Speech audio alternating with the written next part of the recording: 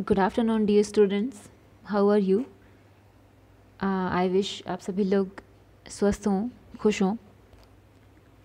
तो चलिए प्यारे बच्चों, अब हम लोग शुरू करने जा रहे हैं अपनी 4th यूनिट। और अब तक के वीडियो लेक्चर्स के अंदर हम लोगों ने जो क्वांटम है उसका बेसिक जो भी है उसके बारे में काफ़ी कुछ चीज़ें सीखी हैं। अपने बाकी की 3 यूनिट के अंदर अगर आपको कोई भी प्रॉब्लम हो किसी भी टॉपिक में, कोई भी डेरिवेशन में, कोई भी कॉन्सेप्ट में, तो आप बेझिझक पूछिए, मैसेज कीजिए। जहाँ तक हो सकता है मैं हमेशा आपके मैसेजेस का रिप्लाई देने की कोशिश करती हूँ। तो let's go to start with our first unit. तो हम लोगों ने अपने प्रीवियस जो यूनिट है उसके अंदर पढ़ा था कि about potential step, rectangular potential barrier and potential well. This is also a one kind of potential well, but क्या है, ये जो पोटेंशियल वेल है उसकी डेप्थ क्या है, इनफाइनाइट है। ठीक है, जैसे कि आप अपनी स्क्रीन पे देख पा रहे हैं, ये जो पोटेंशियल वेल है जिसके अंदर विभव का मान 0 है और इसकी जो दीवारें हैं वो है -a पर और +a पर, जिस पर विभव का मान क्या है, अनंत है। अंदर विभव का मान क्या है, 0 है। यानी कि ये x = 0 जो है उसके सापेक्ष सममित बना हुआ है। ये जैसे सेंटर में Vx के जो लाइन खींची हुई है ना, यहाँ आप ऐसे मत सोचिए कि ये 2 भागों में बंट गया है, ऐसा नहीं है। ये वाली लाइन ये तो एक्सिस है, x = 0 पे पोटेंशियल की एक्सिस को शो किया गया है। ठीक है, तो इसमें क्या है, -a से a के बीच में पोटेंशियल का मान क्या है, 0 है। और mode x is greater than a, mode x is greater than a, mode का मतलब x का मतलब क्या होता है, यानी कि x और -x। ठीक है, तो जब x का मान a से बड़ा है तो हमारे पास पोटेंशियल क्या है, इन्फिनिटी है इस साइड में।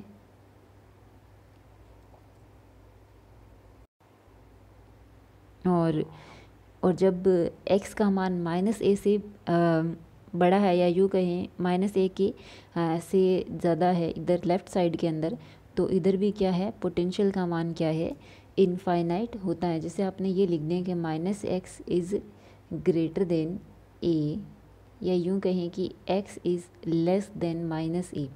-a से छोटा होना मतलब -a से छोटा कितना होएगा, इस साइड में।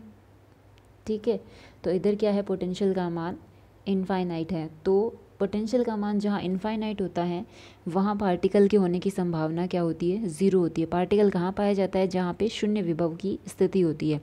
तो शून्य विभव हमारे पास सिर्फ -a से a के बीच में है। तो हमें सिर्फ श्रोडिंगर वेव इक्वेशन को इस हिस्से के अंदर सॉल्व करना है।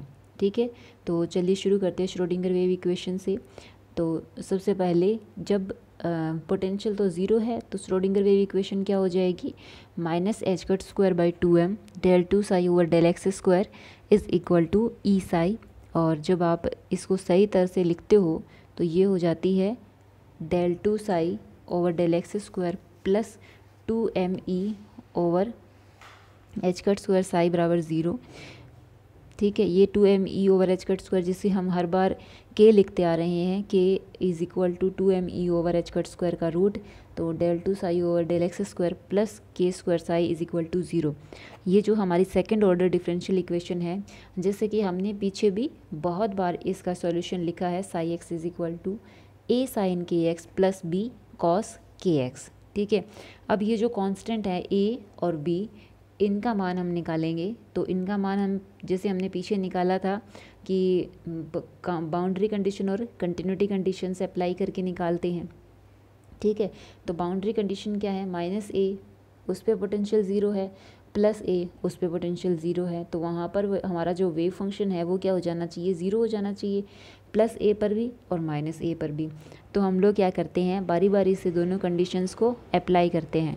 सबसे पहले जैसे हमने a रखा, x की जगह a रखा, a रखते हैं तो आएगा a sin ka plus b cos ka is equal to 0। इसी तरीके से जब हमने -a रखा तो आया -a sin ka, क्योंकि साइन जो होता है वो माइनस को एब्जॉर्ब नहीं कर पाता, उसमें माइनस अगर आप x की जगह रखते हो तो वो बाहर आ जाता है। इसी तरीके से b cos ka, तो b जैसे cos है, cos तो माइनस को एब्जॉर्ब कर देता है, तो ये तो प्लस का ही रहेगा। तो तो इन दोनों इक्वेशन को देखने पर हमारे पास क्या आ रहा है, एक बार तो आ रहा है a sine K A is equal to minus B cos K A, और एक बार आ रहा है a sine K A is equal to B cos K A. ठीक है, अगर मान लीजिए a साइन के ए की जगह बी कॉस के ए रख दे हमारी जो इक्वेशन के अंदर, तो जैसे इन दोनों इक्वेशन को हम लोग अगर सॉल्व करते हैं तो दोनों इक्वेशन को सॉल्व करने पर जैसे आप बी कॉस के ए के बराबर क्या है, ए साइन के ए, इस ए साइन के ए को ऊपर वाले इक्वेशन में रखो तो उससे क्या आएगा, ए साइन के ए बराबर 0, क्योंकि 2 ए साइन के ए बराबर 0 हो गया ना। इसी तरीके से जब आप इसके अंदर अगर आप जैसे ए साइन के ए बराबर बी कॉस के ए है, तो यहाँ पे जो ए साइन के ए है उसकी जगह बी कॉस के ए रख दो, तो 2b कॉस के ए बराबर 0, तो उससे क्या आ जाएगा, b कॉस के ए बराबर 0। यानी कि जब आप x is equal to plus minus a रखते हो तो उससे हमारे पास दो कंडीशन आती है कि a साइन के ए बराबर 0, दूसरा b कॉस के ए बराबर 0। ठीक है, अब ये दोनों तो है 0 के बराबर, लेकिन क्या है, अब इस जो कंडीशन हमें मिली है इस कंडीशन में हम ये नहीं कह सकते कि a भी 0 है और साइन भी 0 है, दोनों 0 नहीं हो सकते, इनमें से कोई एक 0 के बराबर होगा। इसी तरीके से या तो b 0 के बराबर है या कॉस के ए जो है वो 0 के बराबर है, ये भी क्या है, दोनों एक साथ जो है वो 0 के बराबर नहीं हो सकते। जैसे इसने लिखा है ना, उपरोक्त समीकरण में हम एक साथ b तथा a तथा b दोनों को शून्य नहीं मान सकते, या एक साथ साइन के ए और कॉस के ए जो है उनको शून्य नहीं ले सकते। ठीक है, तो या जो कांस्टेंट है उनको एक साथ शून्य नहीं ले सकते, और जो साइन और कॉस हैं उनको एक साथ शून्य नहीं ले सकते। तो हमने एक इसका अल्टरनेट निकाला कि या तो a 0 है और साथ में कॉस के ए 0 है।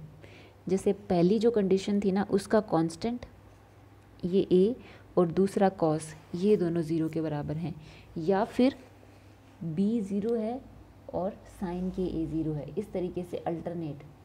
ठीक है, यानी कि या तो a और कॉस के ए ये दोनों 0 के बराबर हैं, या फिर b और साइन के ए ये दोनों 0 के बराबर हैं। इस तरीके से एक साथ 0 नहीं ले सकते, दोनों कांस्टेंट एक साथ 0 होने पे साइन टोटल 0 हो जाता है।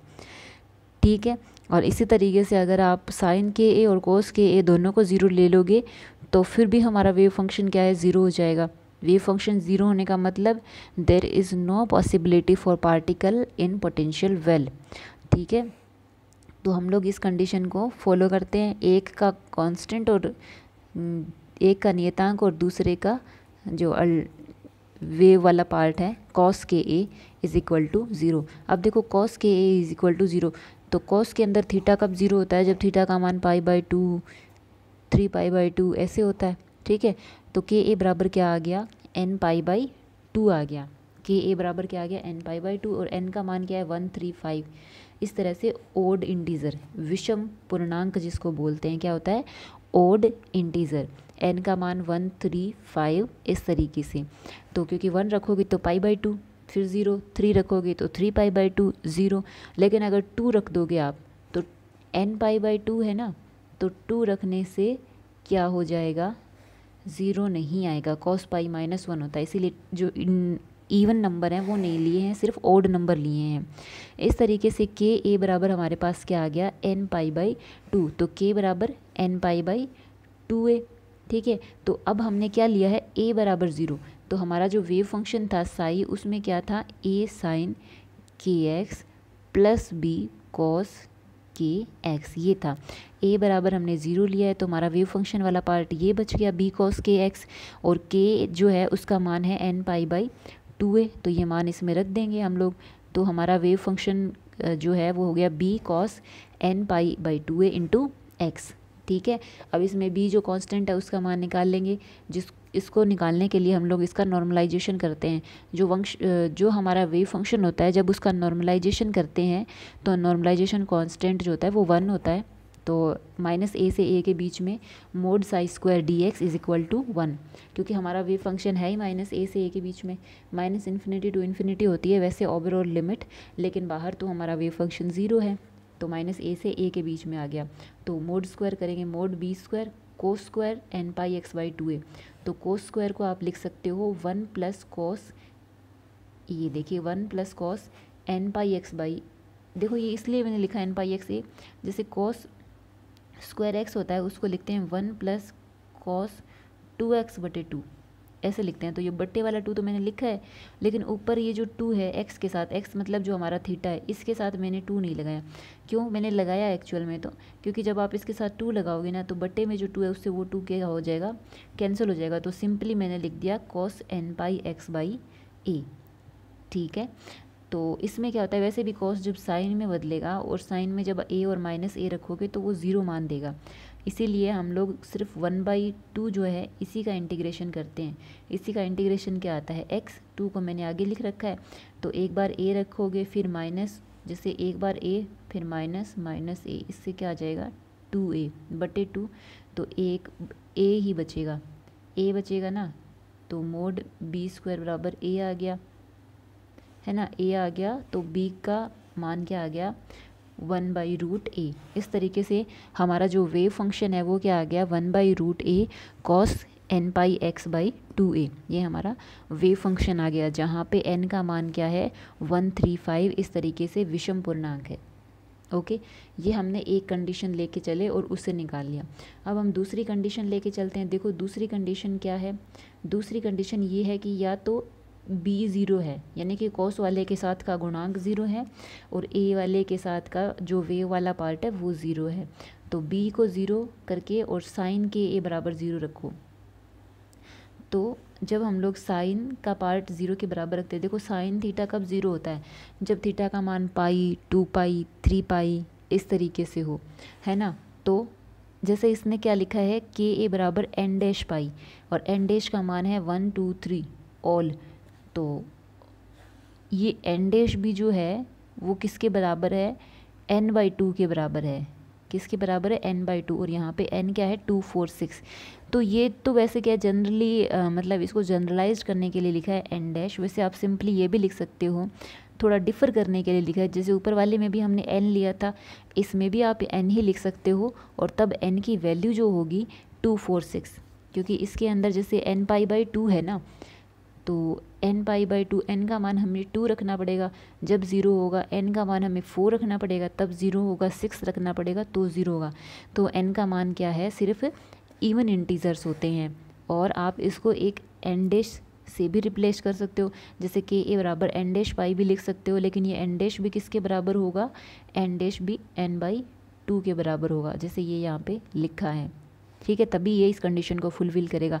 डिफ़र करने के लिए n डैश लगा सकते हैं, जिसमें n डैश 1 2 3 कुछ भी, जैसे सारे इंटीजर नंबर आ जाते हैं, लेकिन क्या है ये n डैश n/2 के बराबर ही होना चाहिए, तभी ये कंडीशन फुलफिल होती है। तो इसलिए हम लोग यहाँ पे ज़्यादा डिफ़र करने की कोशिश नहीं करेंगे, बस एक बार दिखाया है कि इस तरीके से लिख सकते हैं। तो a साइन n/2a, क्योंकि के ए का मान क्या है के का मान है n/2a इंटू एक्स। अब वापस से हम लोग इसको नॉर्मलाइज्ड करेंगे, तो साइन मोड, ये मैंने लिखा नहीं है, मोड a², जिससे ये आता है sine square n pi x by a. जब आप इसका इंटीग्रेशन करोगे तो आप इस साइन स्क्वायर को लिख सकते हो 1 माइनस कॉस, और 1 माइनस कॉस और 2 से 2 कैंसिल हो जाएगा, तो n पाई x बाई ए बटे 2 ये लिख सकते हो। कॉस स्क्वायर होता है उसमें प्लस आ जाता है, और साइन स्क्वायर होता है उसमें माइनस आ जाता है, तो फिर भी ये तो जाएगा, सिर्फ 1/2 ही बचेगा। और उसी तरीके से a का मान जो आता है वो आता है 1/√a आ जाता है। इसका रखने के बाद मान हमारे पास जो टोटल वेव फंक्शन है वो है 1/√a sine n pi x by 2a, जहाँ पे n क्या है 2 4 6, इस तरीके से क्या है इवन इंटीजर नंबर होते हैं। ठीक है, अब k का मान क्या आया है हमारे पास n पाई/2 है, चाहे हमने पहली कंडीशन ली हो चाहे दूसरी कंडीशन ली हो। पहले कंडीशन में क्या होता है कि विषम पूर्णांक होते हैं, और दूसरी कंडीशन में सम पूर्णांक लेते हैं, लेकिन k किसके बराबर होता है हमारे पास, हमने जब सॉल्व किया था तो k होता है 2me/h², इसके बराबर होता है k²। ठीक है, तो आप इसको यहाँ पे अप्लाई कर दोगे, k बराबर है n पाई/2a। चाहो तो आप इस तरीके से भी कर सकते हो, e बराबर क्या होता है p²/2m, क्योंकि पार्टिकल जब इनफाइनाइट पोटेंशियल वेल के अंदर है तो अंदर पोटेंशियल एनर्जी क्या है 0, तो टोटल एनर्जी किसके बराबर होगी, सिर्फ काइनेटिक एनर्जी के बराबर होगी, और पी होता है एच कट के, तो आप इसको लिख सकते हो एच कट स्क्वायर के स्क्वायर बाई 2m, ये लिख सकते हो, है ना, जैसे कि मैंने लिखा है। अब के स्क्वायर का मान इसमें रख दो, के स्क्वायर का मान क्या है, ये वाला के का मान, तो N square pi square 4a square, तो एनर्जी क्या आ गई, N square pi square H cut square 8ma square, ये हमारे पास एनर्जी आ गई। तो वन डायमेंशनल विभव बॉक्स में जो कण है उसकी ऊर्जा क्या है, क्वांटाइज्ड होती है, और ये एनवी क्वांटम अवस्था के संगत ऊर्जा का मान जो है वो क्या होगा, N square pi square H cut square 8ma square, ये है। अगर इसकी जगह ऐसे कहता कि पहली क्वांटम अवस्था के संगत ऊर्जा का मान, तो आप एन का मान रखते 1। फिर कहता कि अगर n इज़ इक्वल टू 2 के या दूसरी क्वांटम अवस्था के संगत ऊर्जा का मान, तो n इज़ इक्वल टू आप क्या कर देते 2। इस तरीके से आपको इसमें मान रखना पड़ता। अब n भी क्वांटम अवस्था की संगत ऊर्जा का मान, तो यहाँ पे n रखा है हमने, ठीक है। फिर इससे कुछ रिजल्ट निकल कर के आते हैं कि जो अनंत विभव बॉक्स है उसमें सभी ऊर्जा स्तर अनंत ऊर्जा स्तर रहते हैं, क्योंकि n का मान 1 से लेके आप 2, 3, 4, 5 सब लेते चले जाओ। लेकिन एक चीज़ देखना, जब आप n का मान 1 लेते हो ना, तो हमें क्या लेना पड़ेगा, जो ओड वाला वेव फंक्शन था हमारा वो लेना पड़ेगा। जब n का मान n का मान जब 1 लेते हो, तो 1 के कॉरस्पॉन्डिंग जो हमारा वेव फंक्शन था ये ऊपर वाला, वो हमें रखना पड़ेगा। जैसे ये कॉस वाला था ना, कॉस वाला था या साइन वाला था, ये इधर किया था ना हमने, हाँ ये रहा पहला, psi is equal to B cos, तो कॉस में क्या आया था, n का मान 135। तो जब n का मान 1 लोगे तो आपको लिखना पड़ेगा 1/√a cos pi x by 2a, और जब n का मान आप 2 लिखते हो तो 2 लिखने पर आपको साइन लिखना पड़ेगा। इसी तरीके से जब n का मान 3 लिखते हो तो कॉरस्पॉन्डिंग वेव फंक्शन जो है वो cos 3 पाई x, और अगर n का मान 4 लिखते हो तो sign 4 pi x by 2a। यानी कि जहाँ जहाँ पे n का मान इवन आएगा, जैसे इवन मतलब 2, 4, 6 इस तरीके से आएगा, हमारा वेव फंक्शन ये शो होगा। जहाँ पे n का मान 1, 3, 5 इस तरीके से आएगा, वहाँ हमारा जो वेव फंक्शन है वो ये वाला शो होगा। आगे इसको जैसे अपने लिखेंगे भी, वेव फंक्शन ड्रॉ करेंगे जब, लेकिन एनर्जी जो है वो सब में जैसे सिर्फ n के मान को सिंपली आ जाती है, उसमें ये साइन कोस तो रहता नहीं है, तो उसमें आप सिंपल लिख सकते हो। सभी ऊर्जा स्तर रहते हैं इसके अंदर, और सभी ऊर्जा स्तर क्या है, डिस्क्रीट होते हैं, जो कण की बाउंड स्टेट को व्यक्त करते हैं। इसमें क्या है, प्रत्येक वेव फंक्शन के साथ केवल एक ही ऊर्जा है, ठीक है, यानी कि एक ऊर्जा अवस्था के साथ केवल एक ही वेव फंक्शन जुड़ा हुआ है, तो ऊर्जा स्तर क्या है, अपभ्रष्ट नहीं है, नॉन डीजनरेट वेव फंक्शंस हैं यहाँ पे। एक ऊर्जा अवस्था के साथ एसोसिएटेड एक से ज़्यादा वेव फंक्शन नहीं है, इसीलिए एनर्जी स्टेट्स क्या हैं, नॉन डीजनरेट होती है, ठीक है। और अगर मान लीजिए कोई nवी ऊर्जा अवस्था के साथ जो वेव फंक्शन है वो En है, और mवी ऊर्जा अवस्था के साथ जो वेव फंक्शन है वो क्या है, Em है, साई n और साई m है, सॉरी वो तो ऊर्जा होगी ना। जैसे nवी ऊर्जा अवस्था के साथ वेव फंक्शन साई n और mवी ऊर्जा अवस्था के साथ वेव फंक्शन जो है वो साई m है, तो फिर क्या हो जाता है इधर, सॉरी, तो इससे क्या होगा कि ये ना दोनों वेव फंक्शन जो है वो ऑर्थोगोनल होते हैं। जैसे ये इसने शो किया है ना ऑर्थोगोनलिटी की कंडीशन, एक ऊर्जा अवस्था के साथ एक ही वेव फंक्शन है, तो En के साथ एसोसिएटेड साई n और Em के साथ एसोसिएटेड साई m, तो आप जब इसको इस कंडीशन में रखते हो तो उसका मान 0 के बराबर आता है, ठीक है। तो इस तरीके से ये होती है ऑर्थोगोनलिटी या वेव फंक्शन की लंबिकता की कंडीशन होती है, ओके।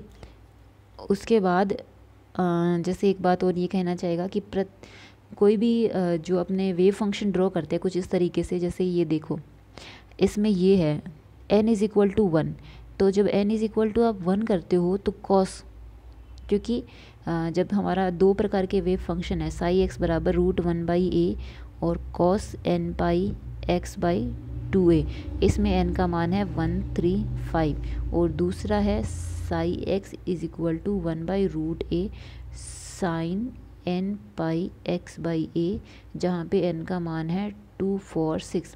जब 1 करोगे तो आप लिखोगे कॉस, जब 2 लिखोगे तो लिखोगे sign 2 pi x by 2a, 3 लिखोगे तो 1/√a cos 3 pi x by 2a, और साइन लिखोगे तो 4 लिखोगे तो फिर वापस साइन, इस तरीके से आपको ध्यान रखना है। ये एक सिमेट्रिक पोटेंशियल वेल है, सममित विभव बॉक्स है। जैसे सममित का मतलब x इज 0 है ना, ये y एक्सिस पर जो y बराबर 0 वाली जो लाइन है, इसके राइट साइड में और इसके लेफ़्ट साइड में दोनों तरफ समान दूरी तक फैला हुआ विभव बॉक्स है ये, और उनके कॉरेस्पॉन्डिंग एनर्जी भी इसमें शो की गई है। जैसे n इज़ इक्वल टू 1 है तो ये n इज़ इक्वल टू 2 है, तो इसको जैसे इसको जैसे E1 बोल दिया तो E2 क्या हो जाएगा 4E1, क्योंकि जैसे इसमें क्या था n² था ना, इसमें तो n² का मान 1 हो गया, इसमें n² का मान 4, तो इसके साथ 4 और आ जाएगा, तो इसको जब E1 लिख दिया तो 4E1, 9E1, 16E1, इस तरीके से आप इसको लिख सकते हो एनर्जी को। और जैसे n इज़ इक्वल टू 1 है तो ये क्या है, जैसे ये बाउंड्री है वेल की, है ना, -a और +a पर बाउंड्री है पोटेंशियल वेल की, तो इस बाउंड्री पे वेव फंक्शन क्या है, सॉरी पोटेंशियल क्या है, इन्फिनिटी है। तो यहाँ पर तो हमारा वेव फंक्शन 0 हो जाएगा, सारे वेव फंक्शन देखो 0 पे मिल रहे हैं यहाँ पे, है ना। और इसके बाद हम लोग अंदर देखें तो अंदर भी वेव फंक्शन का मान 0 हो रहा है। n इज़ इक्वल टू 1 में तो अंदर कहीं नहीं हो रहा, n इज़ इक्वल टू 2 में अंदर एक जगह हो रहा है, n इज़ इक्वल टू 3 में 1 और 2 जगह हो रहा है, n इज़ इक्वल टू 4 में 1, 2 और 3 जगह 0 हो रहा है। तो अंदर जहाँ भी विभव का हमारे वेव फंक्शन का मान 0 होता है उसे हम कहते हैं निष्पंद या नोड। दीवारों पर तो नोड बनते ही हैं, ये रही हमेशा यहाँ पे 0, यहाँ पे 0, यहाँ पे 0, यहाँ पे 0, 0 0 0 0, दीवारों पे तो हमेशा नोड बनेंगे क्योंकि वहाँ पर इनफाइनाइट पोटेंशियल है, तो हमारा वेव फंक्शन 0 हो जाएगा। अंदर भी नोड बन रहे हैं, तो जितना n का मान होता है उससे एक कम नोड जो है वो अंदर बनते हैं। n इज़ इक्वल टू 1 में 1 - 1 तो 0, तो एक भी नोड अंदर नहीं बन रहा। n इज़ इक्वल टू 2 में 2 - 1 बराबर 1, तो एक नोड अंदर बन रहा है। n इज़ इक्वल टू 3 में 3 - 1 यानी कि 2, तो 2 बन गए। n इज़ इक्वल टू 4 में 4 - 1 इज़ इक्वल टू 3, तो ये 3 नोड जो है वो अंदर बन गए। यानी कि जितना n का मान होता है तो उसके अंदर विभव बॉक्स के अंदर निष्पंदों की संख्या जो है वो n - 1 के बराबर होती है। अब एक चीज़ देखिए कि हमारे जो ये वेव फंक्शन है, एक कॉस वाला है एक साइन वाला। कॉस वाले में आप x की जगह -x रख दें तो कोई फ़र्क नहीं पड़ेगा। जैसे x की जगह -x रखा तो वेव फंक्शन जो है वो एज इट इज़ है। ये मैंने थोड़ा उल्टा लिख दिया, ये इधर लिखना चाहिए था। जैसे कि साई n, हम x को -x रख रहे हैं लेकिन हमारा wave function as it is है। लेकिन आप -x रखते हो और माइनस बाहर आ जाता है तो ये अलग कंडीशन है, ये साइन में फुलफ़िल होती है। अगर कोई वेव फंक्शन इस कंडीशन को फुलफ़िल करता है, x को -x से रिप्लेस करने पर भी wave function as it is रहे, तो वो इवन वेव फंक्शन कहलाता है।